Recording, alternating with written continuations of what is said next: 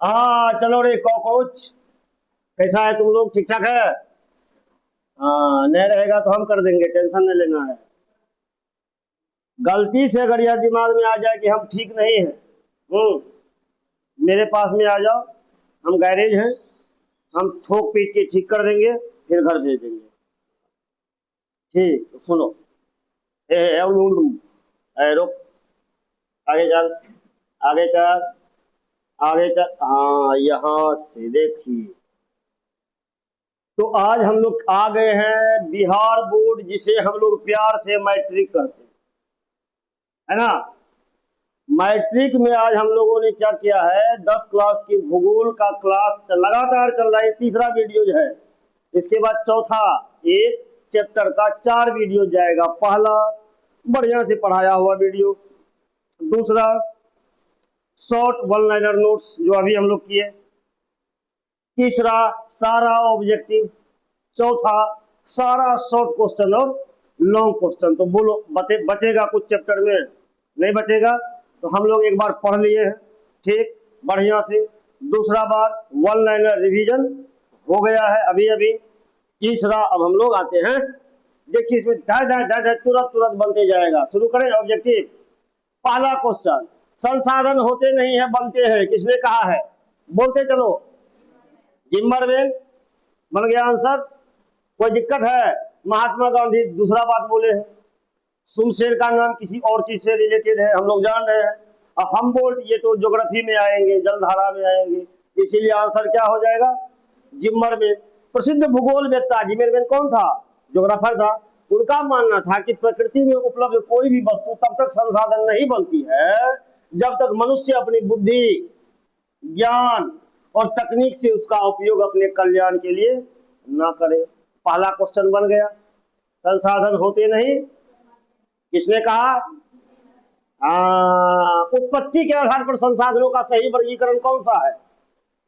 उत्पत्ति अभी अभी पढ़े हैं। जैव और अजैव, पक्का।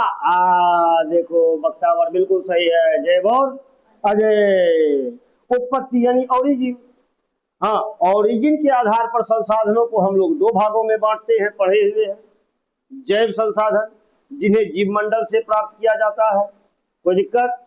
और अजैव संसाधन, जैसे जैव संसाधन में क्या आ जाएगा? मनुष्य, पशु, पक्षी, हाँ ये सब। अजैव संसाधन जो निर्जीव वस्तुओं से बने हैं, जैसे चट्टान और धातुएं। आसान हो रहा है क्वेश्चन मुस्कान बाबू? कोई दिक्कत? हाँ, अपने आप को जुड़ा हुआ महसूस करिए, सुनिए। ये बन जाएगा।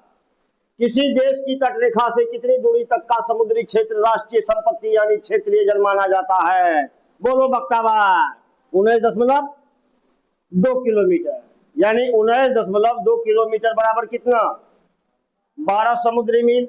हाँ, अंतरराष्ट्रीय कानूनों के अनुसार किसी भी देश की मुख्य तटरेखा से 12 समुद्री मील यानी 19.2 किलोमीटर तक का महासागर क्षेत्र देश की संप्रभु राष्ट्रीय संपत्ति मानी जाती है। क्लियर? ये तो आप लोगों को एग्जाम में भी, टेस्ट में भी मैं दिया था। आ जाइए। अपवर्जक आर्थिक क्षेत्र EEZ एक्सक्लूसिव इकोनॉमिक जोन तट रेखा से कितनी दूरी पर स्थित विस्तृत होता है? बोलो पक्का। कहता है तट रेखा से 200 समुद्री मील तक का क्षेत्र अपवर्जक आर्थिक क्षेत्र कहलाता है। इसके परे, इसके बाद स्थित खुला महासागर जो है उस पर किसका कानून चलेगा? अंतरराष्ट्रीय कानून चलेगा। क्लियर? कितना नंबर में आ गए? 5। क्लब ऑफ रोम बन जाएगा, पक्का। कब आया? कहता है क्लब ऑफ रोम ने किस वर्ष अंतरराष्ट्रीय स्तर पर संसाधन संरक्षण की वकालत की? तो कब किया? 1968। अरे आंसर लिखा हुआ देख के जोर जोर से बोलते हैं। नहीं बोलिए, थोड़ा जोर से बोलिए, एनर्जी में बोलिए। आज सावन की पहली सोमवारी भी है, इसीलिए महादेव के नाम से बोलिए, गरज गरज के बोलिए, लगे कि हाँ जो सुने अगल बगल उसको भी याद हो जाए फ्री में। ठीक। 1968 में क्लब ऑफ रोम ने विश्व स्तर पर संसाधनों के अंधाधुंध दोहन को रोकने और उनके वैज्ञानिक संरक्षण के लिए पहली बार व्यवस्थित आवाज उठाई थी। क्लियर? आगे आते हैं, स्मॉल इज ब्यूटीफुल, तुम लोग बताओ बिना ऑप्शन का।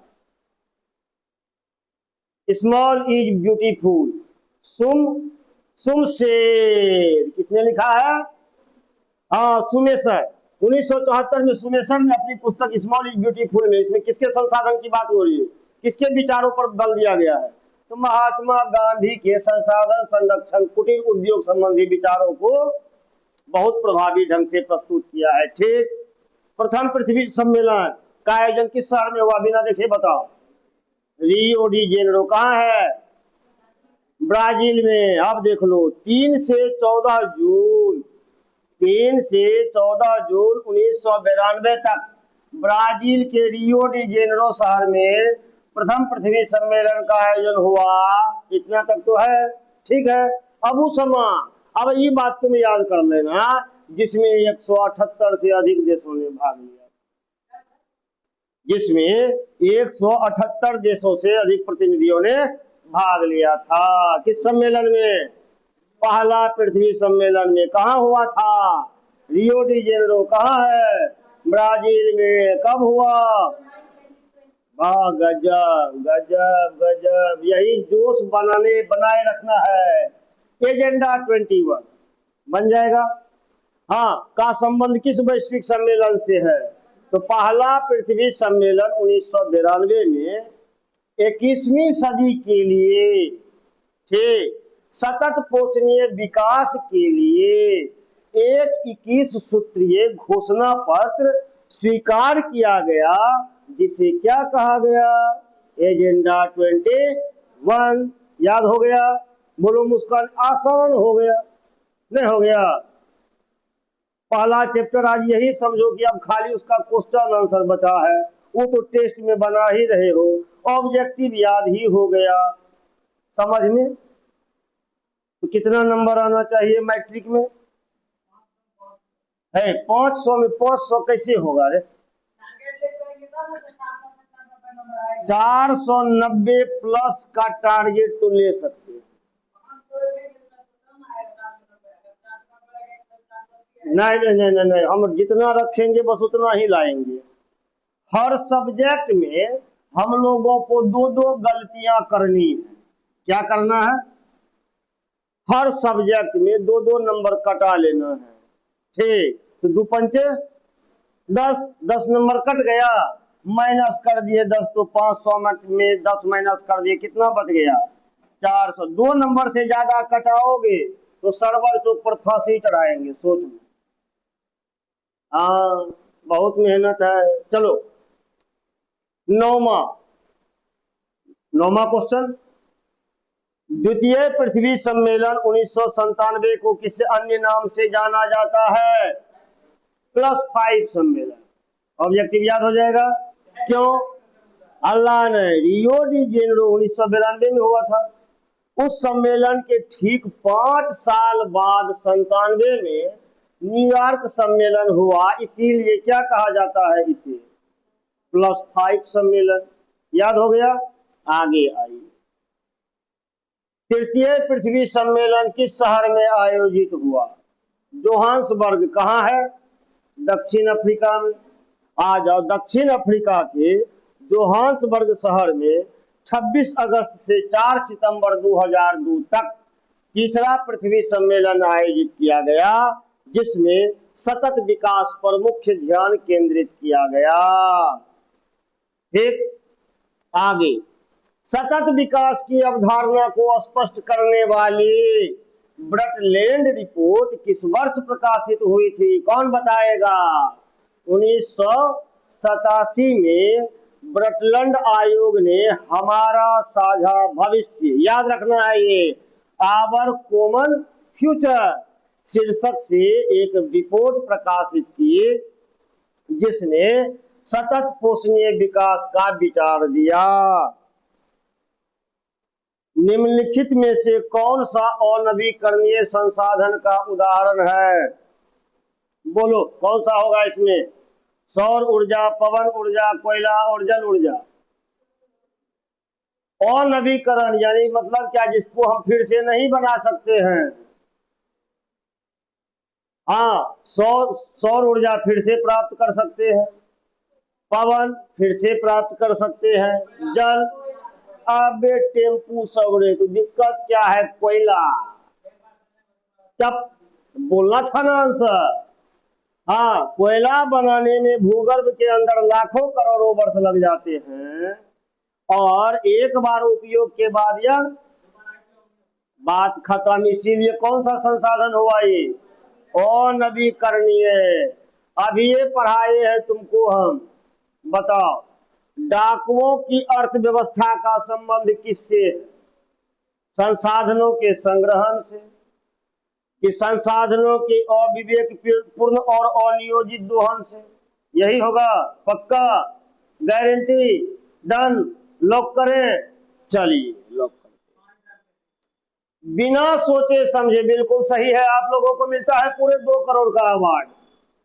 जब मुंह से ही देना है तो कम क्यों दे? क्या रे आशीष, जब ऐसे देना है हाँ तो 10 करोड़ का अवार्ड लो, बाद में देख लेंगे। बिना सोचे समझे संसाधनों का अति दोहन और विनाश करना मानव संस्कृति को क्या कहता है? किस ओर ले जाता है? डाकुओं की अर्थव्यवस्था की ओर। याद हो जाएगा? पक्का? विश्व पर्यावरण दिवस जो बताएगा टॉफी मिलेगा। इतना टॉफी रे बाप रे, हालत खराब हो जाएगा। Toffee cancel. तो 5 जून को क्या मिलता है? क्या होता है?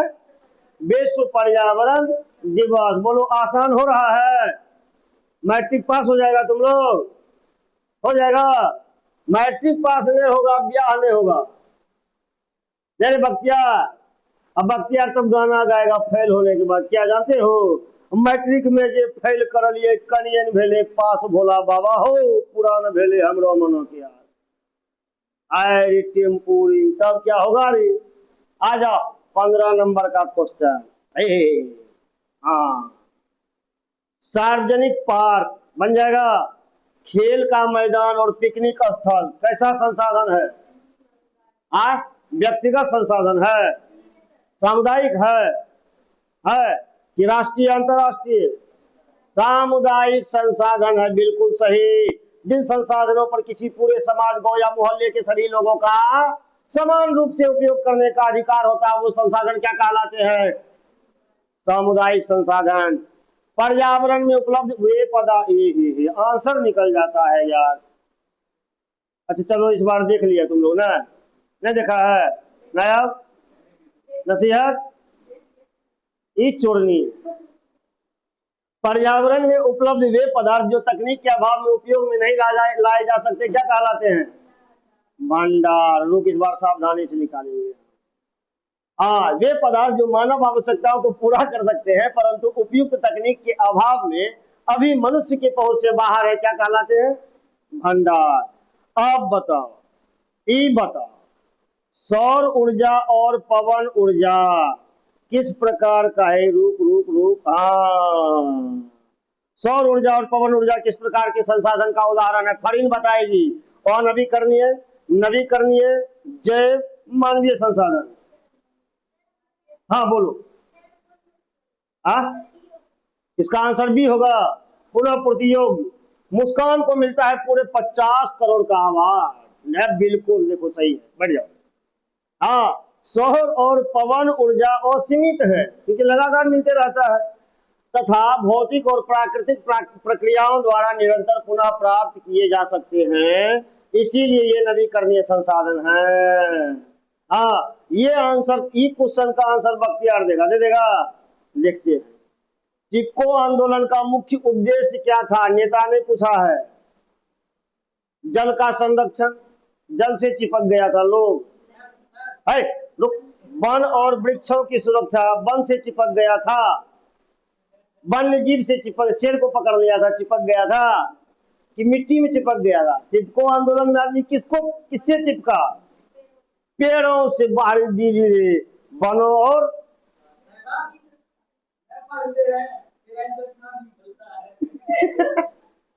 आज देखो, जो कहे कि हम नहीं पढ़ते समझ लो खतरनाक है। रुक, हाँ, तो कहता है उत्तराखंड के गढ़वाल क्षेत्र, याद रखना है उत्तराखंड के कहा, गढ़वाल क्षेत्र में व्यावसायिक कटाई से पेड़ों को बचाने के लिए स्थानीय लोगों ने पेड़ से चिपक कर विरोध प्रदर्शन किया। इसीलिए इस आंदोलन को क्या कहते हैं? पक्का। कि अब बता बख्तियार, इसका नेता कौन? चिपको आंदोलन का नेता मेधा पाटेकर है? अरे रुक, तू हाथ में खड़ा करेगा। मेधा पाटेकर है? हा? सुंदरलाल बहुगुणा है? नहीं है? बाबा आमटे हैं? हाँ? महात्मा गांधी है? बोल रही अबू समा। सुंदरलाल बहुगुणा, पर्यावरणविद सुंदरलाल बहुगुणा। और एक नाम याद रखना है, क्या? चंडी प्रसाद भट्ट। किसका नाम याद रखना है? चंडी प्रसाद भट्ट ने चिपको आंदोलन का नेतृत्व किया और पर्यावरण चेतना जगाई। क्लियर? अब आ जाओ, ये बता देगा तुम लोग, अभी अभी पढ़ा के गए हैं कि नदियों और जल तथा बांधों में संचित जल की श्रेणी का संसाधन है? संभाव्य, संचित कोष, विकसित की अनवीकरणीय? तुम लोग कंफ्यूज हो रहा है। संचित कोष होगा, अभी भी बताए थे नदी टेम्पू जमा है नदी, ठीक, बांध का पानी। संचित कोष वास्तव में भंडार का ही वह हिस्सा है जिसे उपलब्ध तकनीकी के इस्तेमाल में तो लाया जा सकता है। जो पढ़ रहे पहले वो बताओ। हाँ, जिसे भविष्य की पूंजी के रूप में सुरक्षित रखा गया है, ठीक। अंतरराष्ट्रीय संस्था का नियंत्रण किस क्षेत्र के संसाधनों पर होता है? बताओ। अंतरराष्ट्रीय संस्थाओं का नियंत्रण किस क्षेत्र के संसाधनों पर होता है? जल्दी बता। ABCD। बी। तट रेखा से 200 समुद्री मील से परे खुले महासागर। क्लियर?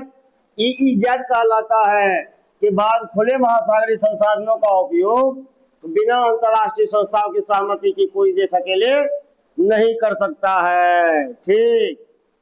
आगे बढ़े। हाइड्रोजन और ऑक्सीजन कैसा संसाधन है? बताओ। भंडार है? लॉक करें? देख लिया था तुम लोग। जल में ऊर्जा, हाँ क्या है? जल में ऊर्जा का भारी स्रोत छिपा है। नहीं कहे जिसका तैयारी किया हुआ जवाब दे रही है, तुम भी पढ़ गया है। भारी स्रोत छुपा, परंतु बड़े पैमाने पर इसे अलग करके उपयोग करने की उच्च एवं किफायती तकनीक अभी हमारे पास उपलब्ध नहीं है, इसीलिए भंडार में आता है। देखो, जलो मत अबू समा, अरे जलो, सुनो, जलो, जलना चाहिए, लेकिन कैसे?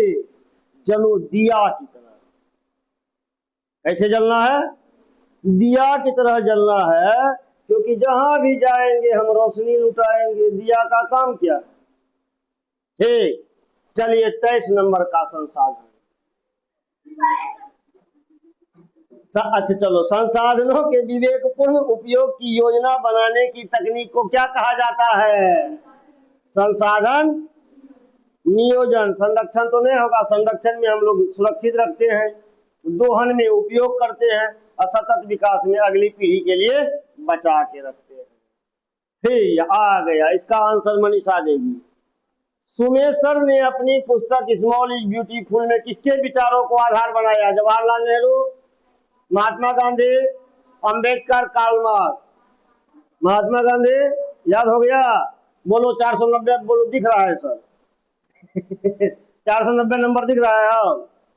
ओ 15 अगस्त तक में झंडा फहरा देंगे, टेंशन मत लो। महात्मा गांधी उत्पादन के स्थान पर जन समुदाय द्वारा उत्पादन और स्थानीय संसाधनों के संयमित उपयोग के पक्षधर थे, जिसे सुमेशर ने अपनी किताब में रेखांकित किया। अच्छा बता, सुमेशर की किताब का नाम? Small is beautiful. बिल्कुल। ये क्वेश्चन कौन बताएगा? आवर कॉमन फ्यूचर, हमारा साझा भविष्य, किस रिपोर्ट का शीर्षक है? ब्रटलैंड आयोग, क्लब ऑफ रोम, विश्व बैंक रिपोर्ट, एजेंडा 21।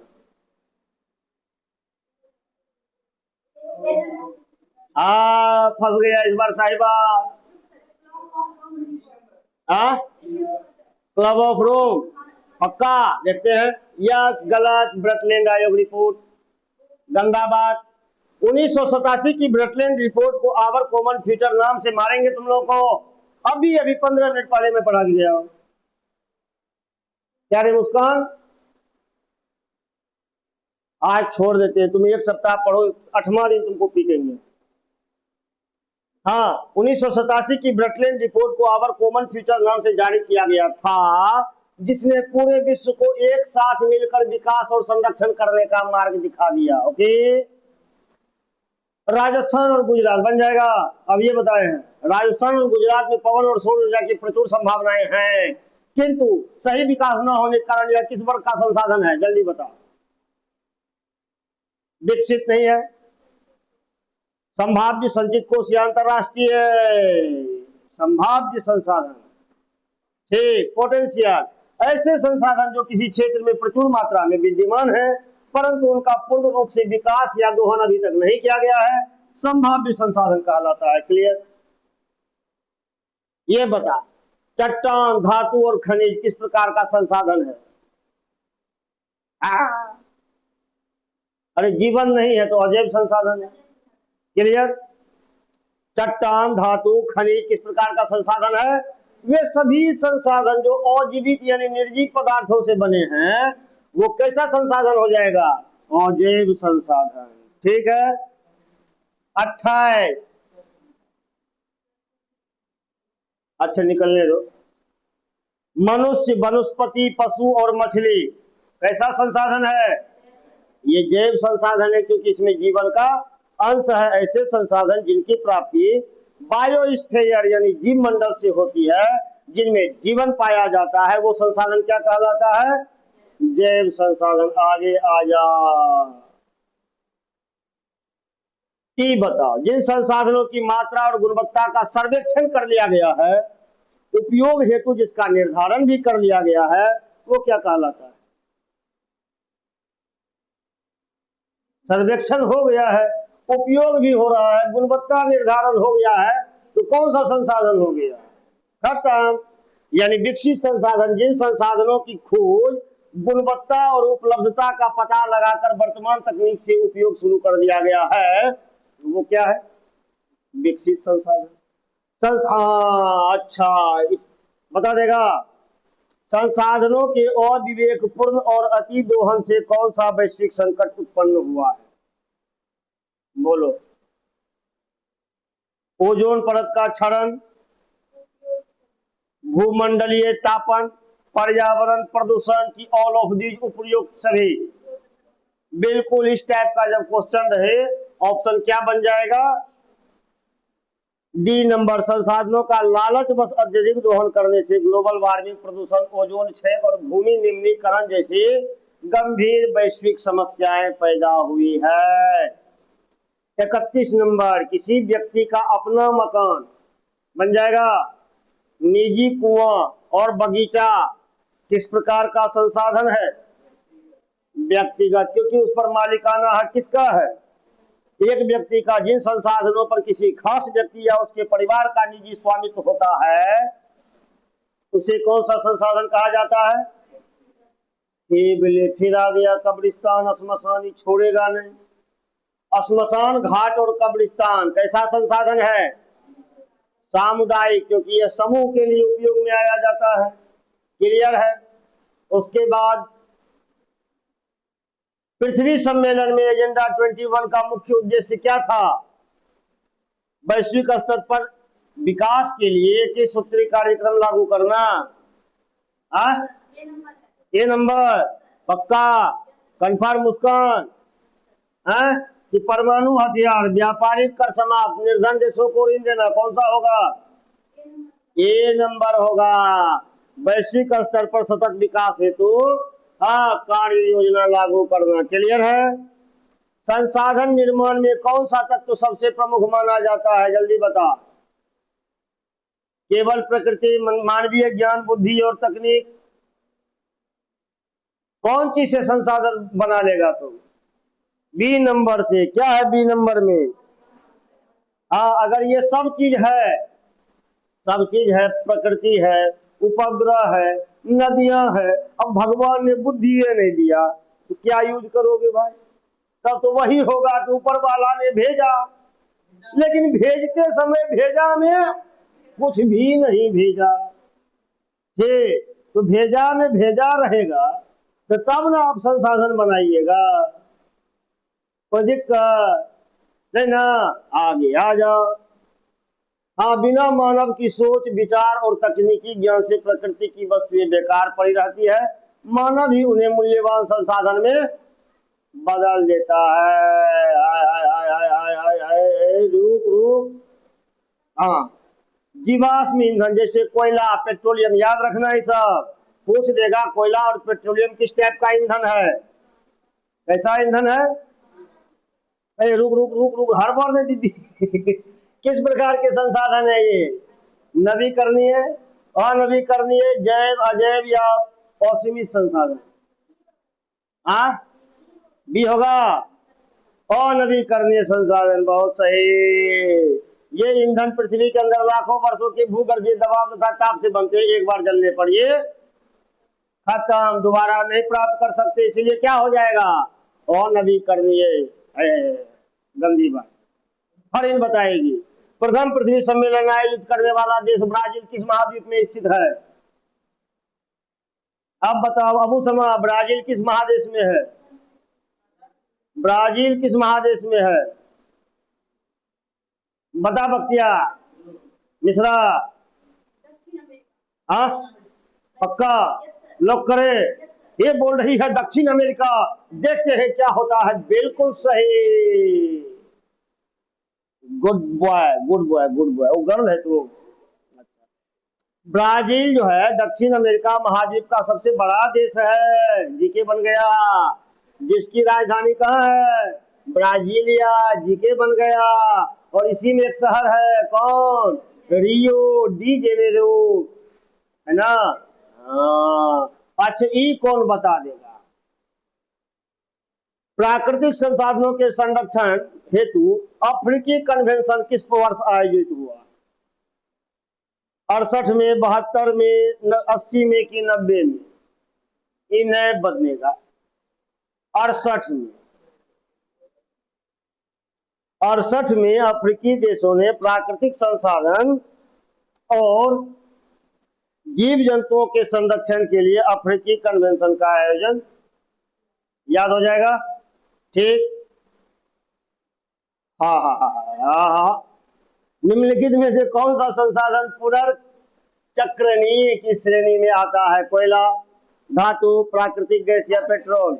हाँ, धातुओं को गलाकर पुनः नई वस्तुएं प्राप्त कर सकते हैं, अब बार बार उपयोग किया जाता है, इसलिए पुनर्चक्रणीय है। कोई दिक्कत नहीं। 39-50 क्वेश्चन है। थक गए क्या? अरे बोल मैं रहा हूं और थक आप रहे हैं। बताइए कैसा हो रहा है? हाँ, अब आ जाओ 39 नंबर का क्वेश्चन। कौन सा संसाधन अचक्रीय जिसका उपयोग केवल एक बार, सिंगल? जल, कोयला, लोहा, अल्मुनियम? हाँ, पक्का? हाँ, देख लो, कोयला। कोयला एक बार जलकर कैसे तुम दीदी हो? ये सबको तो गला सकते हैं ना। पानी गंदा हो गया, आग बुझा देंगे, यूज तो हो गया ना। ठीक, तो कोयला एक बार जलकर खाक हो जाता है, गैस बन जाता है, दोबारा नहीं कर सकते हैं, बेकार कोशिश करना। ठीक, आगे। भारत के किस राज्य में, मनीषा, भारत के किस राज्य में सौर ऊर्जा के विकास की सर्वाधिक संभावनाएं हैं? असम, राजस्थान, मेघालय, अरुणाचल प्रदेश? पक्का? टेम्पो सब बोल रहा है दोस्तों राजस्थान। और देखते हैं अगर आंसर सही है तो टेम्पो को आज मिलेगा 2 भैंस। चेक कर, बिल्कुल 2 भैंस ले लेना ऑफिस से। राजस्थान में थार मरुस्थल है। कौन सा है? थार मरुस्थल की उपस्थिति और तीव्र सूर्य की किरणें की उपलब्धता के कारण सौर ऊर्जा उत्पादन की अपार संभावनाएं है। 10 क्वेश्चन और है, खत्म कर दें। पक्का? मजा आ रहा है? सही में नसीहत? संसाधनों का असमान और क्षेत्रीय वितरण किस देश की मुख्य विशेषता है? असमान और क्षेत्रीय वितरण। Bharat, Vatican city, Singapore, Monaco. तुक्का मार, तुक्का मार। अरे हम ही लोग हैं, अब ये बताए थे ना, दिखाए थे ना हम लोग, पर्यावरण रैंकिंग में हमारा देश कहाँ है? नीचे से टॉप है। यानी डाकुओं की अर्थव्यवस्था किस देश में लागू हो रही है? अरे अपने देश में। और इसीलिए अपने देश को क्या कहा जाता है? विश्व गुरु। भारत में विविधता है, जैसे झारखंड उड़ीसा में खनिज ढेरी है, जबकि अरुणाचल प्रदेश में जल ढेरी है। अंतर है ना, और समान वितरण है। हाँ है ही जवाब बताएगा मुस्कान। हमारे पास हर व्यक्ति की हर आवश्यकता पूर्ति के लिए बहुत कुछ है, लेकिन अरे चुप, तू ना, तुम्हारा नाम मुस्कान है? जाओ पहले एफिडेविट करा के आओ कि अबू समा का नाम आज से मुस्कान है, तब तुम बोलना। छुट्टे हर चीज में हल्का क्वेश्चन देखा नहीं सर? इतना देर से मुड़ी झुका के लिख रहा था। हाँ, हमारे पास हर व्यक्ति की आवश्यकता पूर्ति के लिए बहुत कुछ है, लेकिन किसी के लालच की संतुष्टि के लिए कुछ नहीं है। किसने कहा है? बिल्कुल सही। ये बात ही बुढ़वा छोड़ के कोई दूसरा नहीं कर सकता। ठीक है, तो सैल्यूट एक तो बुढ़ा को मिल जाना चाहिए। और सुनिएगा तो बुढ़ा, बुरा नहीं मानिएगा, बापू है आप। गांधी जी का मानना था कि पृथ्वी के पास सबकी जरूरत के लिए संसाधन है, पर किसी के लालच के लिए पृथ्वी के पास में है। अगर लालच करोगे, पृथ्वी देता है, क्या सब देता है जानते हो? सुनामी, बाढ़, भूकंप, ये सब देता है। और करो लालच। ठीक। शीत मरुस्थल कोल्ड डिजर्ट के रूप में, हाँ अबू समाई तो बताएगा। लद्दाख किस प्रकार के संसाधन के लिए प्रसिद्ध है? जल संसाधन, सांस्कृतिक विरासत, सौर ऊर्जा, कोयला। ये बता दिया तो आज तुमको रूपवाणी में सिनेमा का टिकट। बोलो बोलो बोलो बोलो। हल्ला लेकर देखो। हाँ साहिबा बोल रही थी, सही। लद्दाख अन्य भौतिक संसाधनों में पिछड़ा होने के बाद भी अपनी विशिष्ट और समृद्ध सांस्कृतिक विरासत के लिए प्रसिद्ध है। ये बताएगी मनीषा। सतत पोषणीय विकास का मुख्य अर्थ क्या है? केवल वर्तमान पीढ़ी का तेज विकास करना, कि पर्यावरण को नुकसान पहुंचाए बिना भावी पीढ़ी हेतु संसाधनों को सुरक्षित रखकर विकास करना, वन को काट कर उद्योग लगा देना, संसाधनों का अत्यधिक दोहन करके पूरा बर्बाद कर देना। ए या बी? बी लॉक करें। 20 लाख ले लेना ऑफिस से तुम। बिल्कुल सही। पर्यावरण को नुकसान पहुंचाए बिना भावी पीढ़ी को, हाँ, संसाधनों को सुरक्षित रखकर विकास करना ही क्या कहलाता है? सतत विकास। मानव स्वयं एक महत्वपूर्ण संसाधन है। अबू समा, तू संसाधन है? हमको तो कुछ और लग रहा है, छोड़ो, हमको छोड़ो। मानव स्वयं में एक संसाधन है। हाँ, क्यों है ये बताओ? क्योंकि तुम्हारा आकार बड़ा है, इसीलिए। हाथी से भी बड़ा है तुम, नहीं ना? ठीक। तुम भोजन ग्रहण करता है इसीलिए, और सब तो हवा पीता है, नहीं ना? ठीक। संख्या में अधिक है, मच्छरों से बेसी है तुम, नहीं ना? तो बचा क्या? क्यों? हमारे पास क्या है? हम अपनी बात कर रहे हैं, तुम अपनी बात मत करो। फिर किसके पास बुद्धि है? तुम्हारे पास। दिखाना तो कल भी हो जाएगा आंसर कि अपनी बुद्धि तकनीक का प्रयोग करके हम पदार्थों को क्या करते हैं? ठीक। संसाधन नियोजन के कितने चरण हैं? कितने चरण हैं? 3 कौन सा? पहला संसाधनों को पहचानना और तालिका बनाना, दूसरा संस्थागत और तकनीकी ढांचा तैयार करना, तीसरा राष्ट्रीय विकास योजना में शामिल करना। पर्यावरण संरक्षण हेतु पहला विश्व शिखर सम्मेलन 1972 किस स्थान पर हुआ? Stockholm, Sweden. कहा हुआ? स्वीडन। ठीक है। 1972 में स्टॉकहोम में संयुक्त राष्ट्र का पहला मानव पर्यावरण सम्मेलन हुआ, जिसने अंतरराष्ट्रीय स्तर पर पर्यावरण चेतना की नींव डाली। 48 नंबर, सौर ऊर्जा को किस प्रकार का संसाधन माना जाता है? मुस्कान। पुनः पूर्ति योग्य या नवीकरणीय? पक्का। हमको लगता है काश अगर हम लोग सूरज बना पाते तो सूरज मानव निर्मित संसाधन हो जाता। चाइना बना रहा है ना, सूरज बना रहा है, चंदा बना रहा है। ठीक, हाँ बिल्कुल सही मुस्कान, सही है। सूर्य का प्रकाश कभी न खत्म होने वाला प्राकृतिक स्रोत है, जिसे सौर सेल द्वारा लगातार बिजली बदला जा सकता है। आज का सेकेंड लास्ट क्वेश्चन, ये तो बन जाएगा बख्तियार तोरा से, नहीं बनेगा? हाँ, राजनीतिक सीमा के अंतर्गत देश की थली और समुद्री संपत्ति सीमा कितनी दूर तक होती है?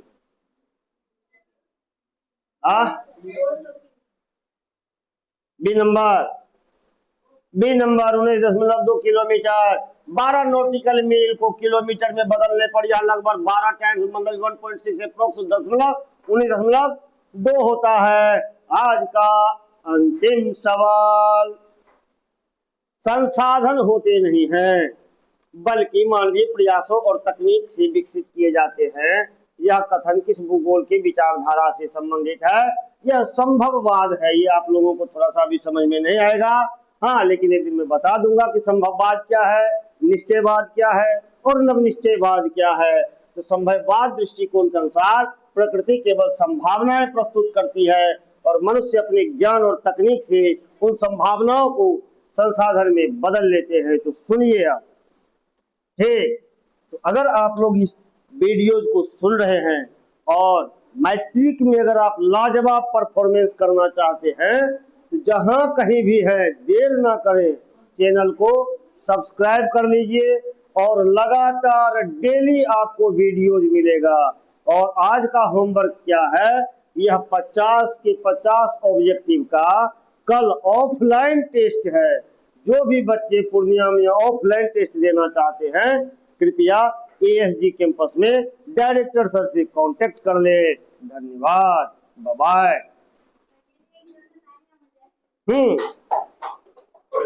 चलो।